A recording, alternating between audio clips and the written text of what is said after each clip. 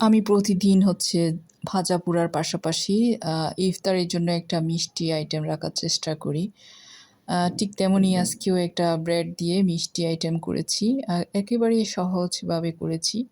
তবে অনেক মজার হয় আসলে এই রেসিপিটা। ভালো লাগলে লাইক, কমেন্ট করবেন।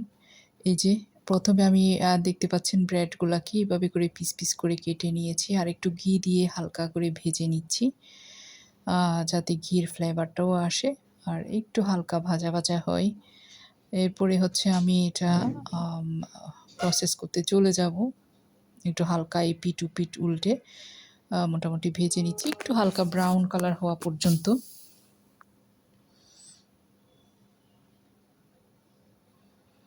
যেহেতু আমি ইফতারের জন্য করছি, তাই হচ্ছে এখানে আশেপাশে ইফতারের বেশ কিছু আয়োজনও হচ্ছে। তারপর হচ্ছে যে তরল দুধ, ঘন তরল দুধ মানে জাল করে নেওয়া তরল দুধের সাথে আমি ২ চা-চামচ উঁচা করে হচ্ছে কাস্টার্ড পাউডার আর হচ্ছে 1/4 কাপ চিনি দিয়েছি। তারপর সামান্য একটু লবণও দিয়ে দিয়েছি। এরপরে হচ্ছে এটা আমি চুলার উপর জাল করে নেব। তার আগে আমি একটা হচ্ছে সার্ভিং ডিশে ব্রেডগুলা এভাবে করে নিয়ে নিচ্ছি। সবগুলো সাজিয়ে আর এদিকে আমি জাল করে দুধটাকে একটু ঘন করে নিব।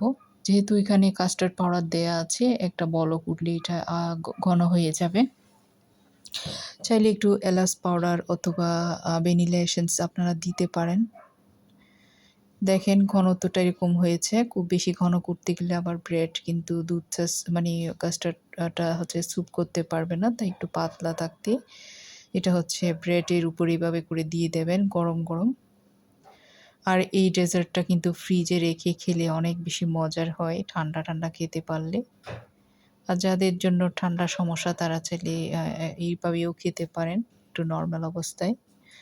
গরমটা যখন চলে যাবে তখন এভাবেও খেতে পারেন। আমি একটু ভালো করে এটা হচ্ছে দুধের সাথে মিলিয়ে দিচ্ছি যাতে দুধগুলা এই ব্রেডগুলা স্যুপ করে নেয়।